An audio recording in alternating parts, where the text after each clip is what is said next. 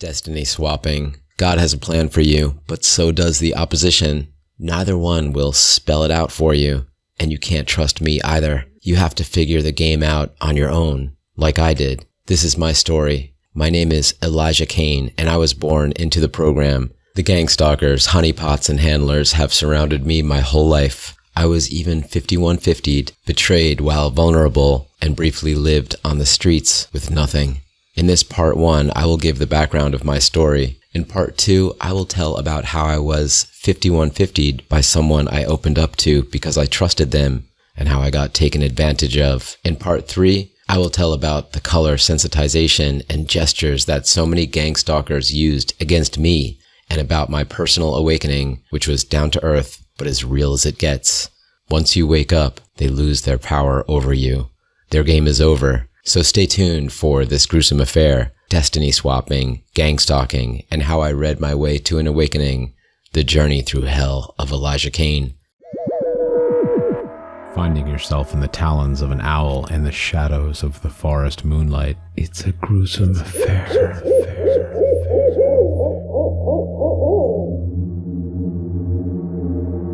Why would he need that?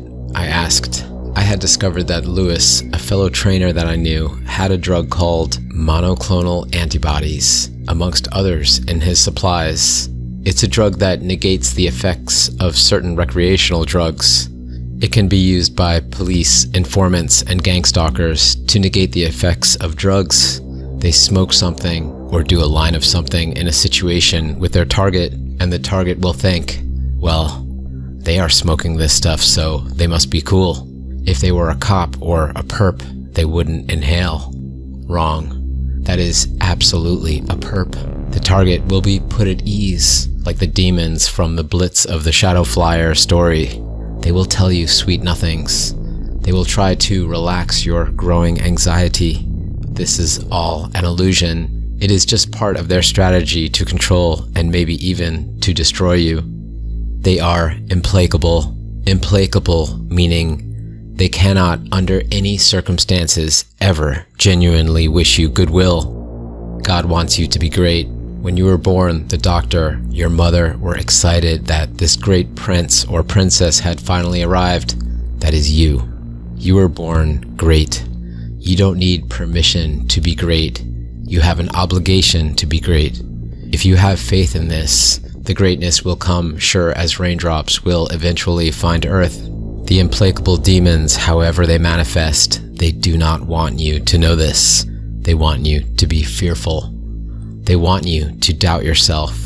They want you to lose hope. The perfect, masked, implacable lover will sap your energy until you have none. The agent Smiths, in disguise or not, will shame you, call you crazy. They will tell you that you are crazy when you see the truth and when you speak about it. They want your blinders on. They want you to be what people call normal. The trucker hitchhiker will distract you or make you redirect your energy away from your purpose. They are your challengers, and there are many more of them. They will send them in forms that you would not expect. God has a plan for you, but so does the evil hierarchy. They want to not only destroy you, they want to defeat God's plan for you. As written in Psalm 21 by a distressed but rejoicing King David, for they intended evil against thee. They imagined a mischievous device, which they are not able to perform. You are indeed great, but your enemies might be aware of this more than you yourself are aware of it. They want to exchange that power or intertwine it with theirs. They want to siphon your energy. I have lost a lot of my time and my energy to this. And I know you have too, dear listener. This is destiny swapping, and it will come to us for sure. They want to take your energy from you and have that energy for themselves. The demon is a jealous spirit, and there are many of them. That is the narcissistic, perfect, masked, implacable lover. She says she loves you, but what she really loves is your energy, and she wants it all. If you let her steal your energy, she will do exactly that, and she will harvest every last kernel of energy until you are completely depleted, and then she will leave you for dead as she jumps ship for the next target. She has been grooming that target in secret for the next planned harvest. It's a nasty game. The only way to win a game you cannot win is to not play. It is not just that. There are more actors in the game. They are everywhere. There are endless streams of gangstalkers with their predictable scripts and their list of tricks. It is the scripts, they say, the honeypot handlers, and even honeypots that become wives to targets in the program. Once you wake up, you see it all for what it is. It is cheap trickery. It is like when a magic trick is explained, and now it is no longer astonishing. It is just trite and ordinary. You understand the illusion and are no longer impressed. You have tasted the forbidden fruit, and as God exclaimed in Genesis 3:22, "Behold, the man is become as one of us, to know good from evil, and now, lest he put forth his hand, and take also of the tree of life, and eat, and live forever." Dear listener, we have a lot of truth and knowledge to eat here, and eating the fruit and seeing the evil for what it is, indeed, is a form of death as prophesied by the very words of God himself. In a form of self-death, we find new life, and this is where we are now. I am alive. You are alive. You can no longer be lied to. You feel the truth, and you feel the intention. Words are just like decorations of what actually is, and this is something that you can see clearly now. My name is Elijah Kane, and this is my story, a collaboration with the Smoking Owl Tales YouTube channel. In this story, I am going to talk about my birth, for which my father says he signed papers saying it was for our survival. My rise and fall, even to the point that I was homeless and stayed awake at night because I had to stay on the move.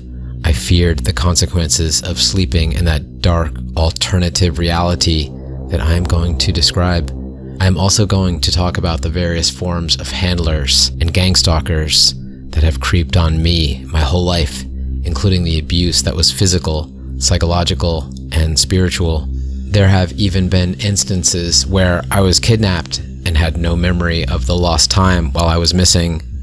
I am going to tell you about how it made me lose everything. I went from young, wild, and free, at least I thought I was, to homeless, and then got back on my feet again, and then read my way, literally, to an awakening. I am going to tell about the gestures and color sensitization the gangstalker perps did to me, and how I conquered it. I fell far off the course of God's path. The destiny swapping had its effect. The opposition cannot destroy you. No. The opposition in their ranks of demons are tricksters. Their strategy is to veer you off God's path that he has laid before you. The opposition wants to trick you and get you to destroy yourself. Hell is not a beautiful place, but the demons will appear beautiful. They will appear cool and trendy, and they will show you beautiful roads. And if you take these roads, you will eventually arrive in hell. And it is not pretty. It is not pretty at all once you are there. They want to destroy as much good in your life as they can trick you into doing yourself. I am still struggling now, even after this story is written, as we all are. We are in a full-on spiritual war right here, right now, and every day here in this realm we call Earth. This is our predicament, but for many it is simply easier to not see it, to feel the smooth leather on the car seat, sip the sweet juice, and like a horse that wears blinders, they are also kind of comfortable, especially when one has been wearing blinders for so very long. That's the thing about personal trainers. They spend a lot of time with their clients. That is an opportunity that the cabal has noticed and utilized. This is why many personal trainers, especially in Hollywood, are actually handlers. Low-key gangstalkers, and their client is actually a targeted individual. Could you imagine that you are spending so much time with a perp? There are well-known handler personal trainers in the entertainment industry. This brand of personal trainer is doing much more than making a fitness program for their client. A personal trainer spends a few hours per week with their client. This time is also used for planting ideas, programming patterns of thought, and monitoring an individual and their activities. Before I figured this out, I would tell Eric, my trainer, everything. Eric is definitely not his real name.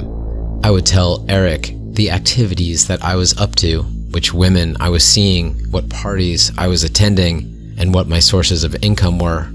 He knew about my diet almost down to the very meal. I get it now.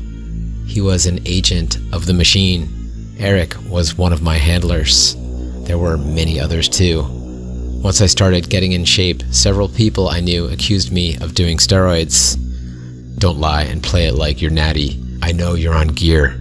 Someone I really trusted and confided in told me, I really am not. I said, I swear, really. I said, this would be the beginning of the fallout of pretty much everyone I knew. My friends were mostly supportive, but when I got fit and my career started to take off, the cracks started to come. Eric, my trainer, told me this. People already think you're taking performance enhancers, so why not actually take them and get the benefit too? Are they really that good? I asked. There literally would not be professional sports without them, Eric said. But there are risks and side effects, he added. He prescribed me 2 cycles of testosterone, Winstrol, and Deca, a cocktail of performance-enhancing drugs that would result in a physique that most men like me only dream of. In combination with the specific training schedule Eric dictated, the results came fast. It seemed like most of the characters in my life were pushing me to fleshly desires during my 20s. It seemed like club life was normal in my life during that period. I became obsessed with my body and training. The results of my change in physique had a massive effect on how people treated me. Some gave me instant respect, while others I had known for a long time stopped inviting me out and stopped inviting me to events. They didn't like the attention I was getting. They didn't like the new me. Eric, my fitness trainer, was encouraging me to enter a competition. He also gave me a referral for a photo shoot. I can put in a good word for you, he said. The thing is that as I got in shape and success was coming in, I was getting a lot of attention from women. My friends started to turn against me. It happened one by one. At first, it was slow, and then it seemed like everyone I knew had turned against me. I felt like I was in an evil Truman Show, where the people in my life seemed to be coordinating a spiritual attack against me. It was all a show, because my right now seemed like a kind of hell, but it was better than the hell I had been in most of my life. I have been slowly working on getting out of that hell. I don't think I am quite there yet, even now, but I am figuring it out. Dear listener, you might just be in such a kind of place too, and I know things only get brighter from here. That's the thing about being in hell. When you're in there, you ask your friends who you think are your allies for help, for guidance, and for their advice, and all they do is steer you deeper and deeper into hell. This is because they know you are in hell, and they secretly want you to be there. You think at that time that they are your allies, but they are not your allies. They are agents of darkness.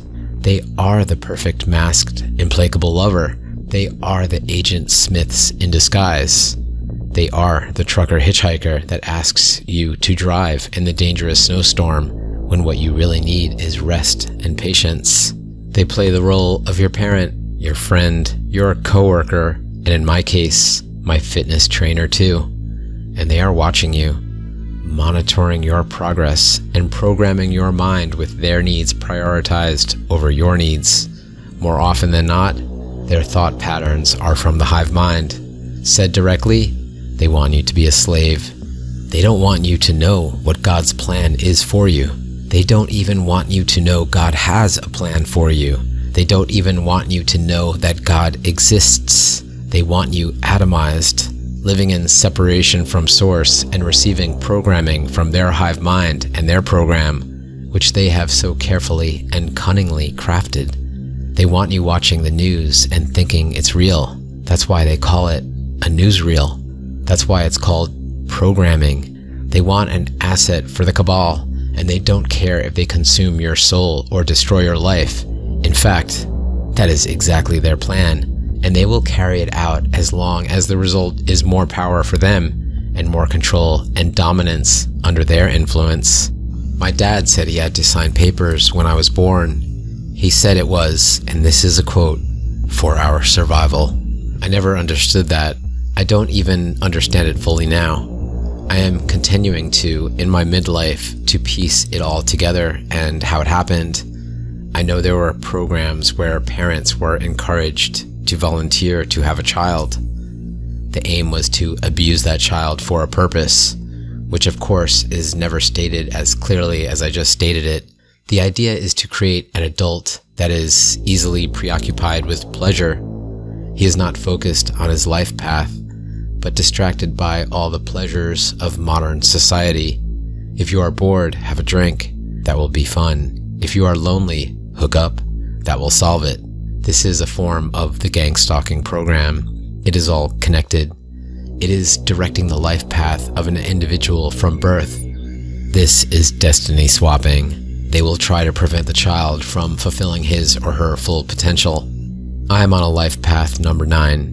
Part of the journey of this life path includes the mistakes and lessons of learning to find balance in relationships and not putting others ahead of yourself. This is the destructive, self-disrespecting, people-pleaser spirit that we are seeing so much of today. The dark hive mind is obsessed with numerology and symbolism. This was touched on in the Smoking Owl story about Hebrew gematria. Using numerical methods, they knew my life path right away just by converting the day I was born on into a number. You have your number too, dear listener. They know what each of us is capable of, and they fear this. Let me repeat that last line in a totally direct way so that you receive the transmission. You are absolutely capable of great things. Everyone is blessed with genius-level talent in some area. They don't want us to know our own power. If we knew our own power, we would not give it away so easily as they have so encouraged. I believe my older brother definitely had his destiny swapped by the program. His current wife is a honeypot. It is like they are acting as the perfect, happy married family, but I can see that she literally cannot stand him. It was an unofficially arranged marriage. It seems like at times she is taking orders from above, and not the good guys above, if you know what I mean. The dark spiritual principalities in high places, as mentioned in Ephesians 6:12. He is mind-controlled. She doles out just enough sugar to keep him working for more, and she mixes in just enough abuse, outright belittlement, and disapproval to keep him properly trauma-bonded and stuck in a loop of trying to secure another morsel of approval and validation from her. She doles it out unpredictably, which is calculated to be optimized for this purpose. Honeypots are handlers. She doesn't like being with him. It is clear as day in her body language. One time at a family Thanksgiving dinner, I was paying attention to her body language. She had folded arms. When she looked at my brother, her husband, she had that look of disgust on her face. She had this easy-to-see-through fake smile, but she tried to fly the narrative of the perfect life and the perfect wife. During the course of the evening, at one point, she outright called him, her husband, a loser, in front of the whole group. Then she looked at him, and after seeing the disapproving shock on his face, she said, "Oh, I love you." The shock on his face faded, and he was reassured. We know the ultimate gaslight of the narcissistic, perfect, masked, implacable lover. That ultimate gaslight is, "I love you." My childhood was a long lesson about satanic ritual abuse, but I didn't know it was called that then. To me, it was just an unpleasant normal. Now I know what it is called, and that it is called the acronym SRA for short. I was systematically abused. They abuse you even if they don't want to. It's part of a bigger plan. Like someone on a fitness program will have days when they don't want to train, but they do it anyway to stick to the program. Abusers have days when they don't want to abuse, but they do it anyway for the bigger goal. That is what professional is, grinding it out whether you are in the mood or not. The abuse is not like the cliche image of a drunk physically abusing everyone in his whereabouts. No, The abuse is done for a purpose. The abuse is part of a program with a calculated result. They are abusing not because they are out of control. No, they are abusing because they are being systematic, and the abuse is part of a bigger strategy. They want your mind fragmented and compartmentalized. An effective way to achieve this is abuse. A person undergoing sustained abuse will develop a compartmentalized mind so they can quarantine the horrible experiences. This is the kind of mind that is easy to control. This is the kind of mind that is ripe for programming and achieving a controlled asset. This is the kind of mind of a slave, and is what the masters of the evil hierarchy want. It is part of their plan to enslave you. The abuse not only comes from assigned handlers. It can be from a narcissistic mother or father or siblings. It can be anyone, really. Some of the abuse has a mild level of plausible deniability. An example is stumbling upon a stack of adult magazines as a child. Perhaps you are just 8 or 10 or 12 years old. That stack of magazines is hidden. It's hidden just well enough to look like some effort has been done to hide them, and the hiding is just low effort enough that you definitely do find them. I am surprised how many people have experienced this. The stacks of magazines. Of course, for some it was videos, and with the internet, well, 60% of online content falls into that category, so no need to give it more words than that. Another way it is introduced is the not so well hidden toy that is found. There is something spiritual about this. The dark hive mind wants early exposure of this kind because it will make them easier to control later. They've been exposed to addictive behaviors and desires at a young age with the intention that as they grow up, they are primed to waste much time and energy on fruitless pursuits of pleasure.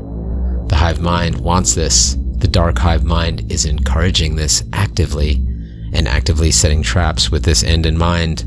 I think you see it too now, dear listener. I am not going to describe the details of my personal abuse in this story, because it is too much for now. It is bad. It is the worst thing you can think of. I don't want to elaborate on that specific part of the story. Maybe I'll write a book one day, and that can be published when I'm dead, but it won't be a big seller. Many can't handle the bitter and gruesome truth. It is easier to just pretend it doesn't exist and just sweep it under the rug. The abuse has succeeded in compartmentalizing my mind. Compartmentalized or not, the impact on the mind is there. Like a dent in the wall from a phone thrown at me in an argument in my house. We can pretend the argument didn't happen, but the dent is there as a reminder. The memory is there. The small impact in my mind is there. That compartment of my mind is quarantined and sealed. When a person is abused, their mind compartmentalizes the memory. It is a psychological Chernobyl that is quarantined, but that quarantine zone can be accessed. If done right by a skilled handler, it can be accessed with a keyword. But that keyword and the effect of the abuse have to be monitored and refreshed. That is why targets in the program get assigned handlers. The handlers are not called handlers. They are called fitness instructors, or teachers, or therapists, or managers. And even, and this one still terrifies me to this day, sometimes the handlers are friends and family members, and can definitely be a girlfriend or wife. In the case of my older brother, his handler is his wife. The spiritual darkness in Earthrealm is playing the long game. They think in timelines of centuries and generations, while trying to keep the masses thinking in short format video timelines, or 2 days or 2-month timelines at best. One of the many keys to freedom is to break out of short-term thinking and start to play the long game for yourself. We of the Alliance must do this. We must think in timelines of at least decades, but ideally generations or centuries.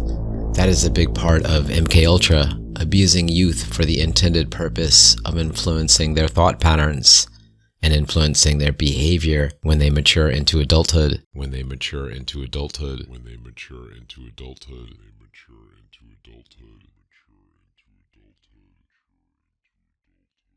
That concludes part 1 of this 3-part series. In the next part, part 2, I will tell more about how I got 5150'd, who did it, and how I was convinced to let my guard down, and how my own family betrayed me when I was vulnerable and needed their genuine support the most. So be sure to subscribe and visit again on another night soon for the second part of this 3-part series, The Journey Through Hell of Elijah Kane. It's been awesome having you visit for this horrible tale. Dusk is a time of transition. It's an owl's wake-up call. As the shadows grow longer and darkness takes over, the only thing to fear is fear itself. You can also catch Smoking Owl Tales on Reddit, TikTok, Instagram, and X, the social platform formerly known as Twitter. A pure audio version of these tales is available as a podcast on Apple, Spotify for podcasters, Podbay, Google Podcasts, and TuneIn, amongst others.